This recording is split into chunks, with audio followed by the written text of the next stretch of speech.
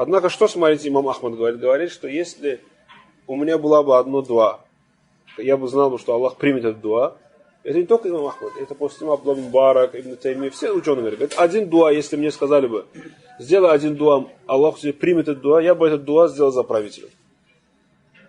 У этих ученых саляфов спрашивали, зачем ты это говоришь? Правитель такой-то, такой-то, а у тебя такие свои проблемы. Он говорит, потому что, говорит, если я дуа за себя сделаю, польза этого дуа на мне останется. За пределы меня, моей семьи не выйдет. Если, говорит, я дуа за него сделаю, он исправится. Тогда все исправится, все исправятся. То есть польза все увидят. Посмотрите, как они размышляли, наши праведные прежде. Поэтому пророк, саллаллаху алейхи, даже дозволил за кафиров делать дуа. А что говорит о грешных мусульман? И поэтому пришло от пророка, саллаллаху алейхи, что он говорит, что Аллах одного из двух Омаров наставь на правильный путь. То есть Омар и Хамза. Некоторые говорят, что Омар и Абу Джахиль. То есть дуа делали за них, чтобы они приняли ислам. Они тогда были не мусульмане вообще. Поэтому дуа делают. Даже за кафира дозволено. Даже за кафира дозволено. Это первый момент. Второй момент, братья, что надо знать, что выходить против правителя запрещено множествами достоверных хадисов. И когда говорят, что, например, нет, правитель у нас поступает несправедливо, поэтому хотим выйти. Братья, справедливый правитель никто не хочет выйти. Против справедливого правителя никто не хочет выходить. Эти хадисы, которые пророк, в которых он нам приказывает подчиняться правителю, речь идет о несправедливом правителе. Когда, посмотрите, пророк что говорит, что асми ва аты, то есть слушай, подчиняй, уаин дараба захрака ва ахазамали. Даже если он будет бить по твоей спине и будет забирать твое имущество. Не сказал, что, поэтому ученый что говорит? Смотри, не сказал, что будет забирать имущество. Нет, твое, потому что когда кого-то бьют, у кого-то имущество отнимают, сабр легко делать самому. Сам, как говорится, тебя это не касается. Но когда твое имущество приходит, отнимают, тебя пытают, тебя избивают, тебя сажают в тюрьму, тогда вот там уже нужно сабр проявить. И поэтому пророк, саллаллаху алейхи, не зря сказал, что просто бьет, сказал, что слушайся, подчиняйся, даже если бьют по спине и забирают твое имущество. Это пророк, саллаллаху алейхи, говорит. И в этом же хадисе, в начале этого хадиса, в другой версии этого хадиса, пророк, саллаллаху алейхи, говорит, что будут такие правители среди вас, что будут по несправедливости забирать ваше имущество.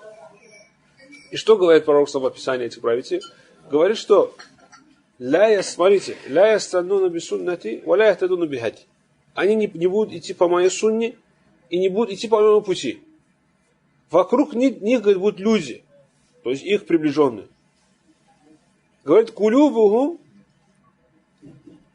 как улюбы шаятины фиджисмали инс. То есть, говорит, их сердца подобны сердцам сатаны в телах людей.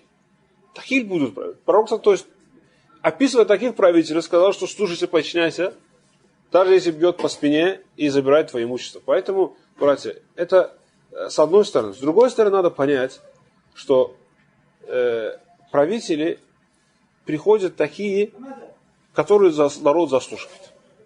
Это надо понять. Потому что человеческая вообще природа такая, что человек не любит себя винить. Он любит на кого-то сваливать всегда. Он никогда не скажет, я виноват, что так плохо, я такой лентяй, не могу работать. Он будет говорить, что работу не дают. Всегда будет так говорить. Не дают возможность. Я молодец, я хороший, но вот мне не дают возможность. И поэтому люди по своей натуре высокомерные, самодовольные. Они всегда собой довольны. А на кого-то же надо проблемы свалить. Начинают сваливать на проблему. И в особенности любят свалить на правителя. Потому что он не слышит его, ничего ему не сделает, ничего ему не скажет. Он говорит, вот он виноват.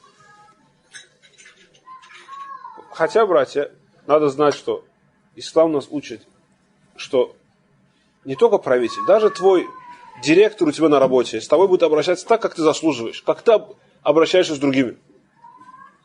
Аллах в Коране говорит, что وَكَذَلِكَ نُوَلِّ بَعْضَ الظَّالِمِينَ بَعْضًا بِمَا كَانُوا يَكْسِبُونَ. Мы, говорит, таким образом, над несправедливыми ставим таких же несправедливых. чтобы они за свою несправедливость вкусили наказание. Поэтому, если кто-то жалуется на несправедливость правителя, на несправедливость директора, на несправедливость кого-то, пусть знает, что это наказание этому народу за их несправедливость. Это наказание за их несправедливость. Поэтому, даже если правитель праведный, все равно не будет наказываться. Посмотрите, это во время Али ради Аллаху, когда он был халифой, пришли к нему некоторые люди и начали жаловаться. Известно, что во время Абу-Бакра, Омара в халифате, можно сказать, не было проблем. Это был золотой период. Во время халифата Османа фитна и смута началась в конце халифата Османа. В конце халифата Османа. И потом во время Али известно, что это в периоде управления много было смут, расколы, войны и так далее. И некоторые из глупцов пришли к Али и жаловались. Говорят: о Али, почему, говорит, во время Абу-Бакра, во время Омара, Османа таких проблем не было? Почему проблем в твоем халифате? То что они хотят сказать, как многие сегодня люди? Что ты виноват. Однако, что Али ради Аллаху отвечает, говорит, что потому что, говорит, во время, говорит, Абу-Бакра, Омара, под его проблемы были такие, как я, люди. А в мое время, говорит, под моей проблемой такие, как вы, глупцы. Поэтому проблема. Вот это надо понять, что один правитель миллион людей не изменит. Если эти миллионы людей несправедливые, тогда Аллах Субхану пошлет не только правитель, даже директор на работе будет по отношению к тебе поступать несправедливо. Потому что ты сам поступаешь несправедливо. Это нужно знать. От салифа пришло, что они говорят, когда мы грешим, мы, говорит, видим последствия нашего греха на наших семьях. Мы видим, что жены нас уже не слушают. Даже, говорит, верховое животное, мы видим, что уже не так слушает, как раньше. То есть грехи – это основная проблема. Не надо на другой планете, где-то в другом месте искать проблемы. Проблема в тебе. Ты эти проблемы исправь, все Аллах Субхану вокруг тебя исправит. Аллах в Коране говорит, что кто будет богобоязненным, будет бояться Аллаха Субхану, Аллах ему всегда выход из положения покажет. Всегда. Какое бы сложное положение не было бы, Аллах Субхану тебе обязательно выход покажет. Затем Аллах Субхану продолжает говорить, что и Он даст ему пропитание оттуда, откуда он даже не ожидает. Почему? Богобоязненность. Потом говорит Аллах Субхану: тот, кто будет бояться Аллаха Субхану, Аллах ему всегда будет пошлет ему облегчение. Во всех его делах будет облегчение. Вот рецепт решения твоей проблемы.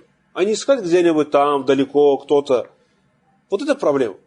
Поэтому, когда мусульмане отдаляются от религии, Аллах Субхану наказывает их. И решение проблемы – это исправление самого себя. Ты начни с себя, начни со своего окружения, своих родственников, со своих соседей. Как пророк Салсалям. Не одни пророки, братья, не приходили для того, чтобы выйти против правителя. Даже, посмотрите, когда говорят тиран, несправедливый правитель, первым долгом кто приходит в голову? Фараон. Фараон сегодня отождествляется как пример тирании. Муса пришел к фараону. Что он сказал? Давайте соберемся вместе, выйдем против правителя, сделаем демонстрации, сделаем митинги, переворот. Нет. Что он сказал? Призвал его. Видишь, что Аллах как сказал? Говорит, что факуля аляху. Аллах говорит ему и Харуну: идите к нему, поговорите с ним. Факуля аляху каулян лейина. Говорите с ним хорошо. Наилучшим образом. Несмотря на то, что тиран. Лааллаху ятадаккар ау яхша. Может быть, он задумается, побоится Аллаха, оставит свою тиранию. Видите, как с неверующим, с тираном, правителем, как Аллах Субхану приказывает разговаривать. Когда вы видели, что не получается, не принимает, что сказал Муса? Сказал, что «Фа'арсиль ма'ия бани Исраиль, валя ту'адзибхум». Если так, меня и народ Израиля, дай нам выйти отсюда, переселиться. Не наказывай нас, чтобы мы спокойно поклонялись Аллаху Субхану. То есть не было ни у одного пророка цель свергнуть правителей. Или исправить, как говорят сегодня, сверху. Потому что исправление всегда бывает снизу. Низ исправится, если верха тоже исправится. И это пророческий путь. Аллах.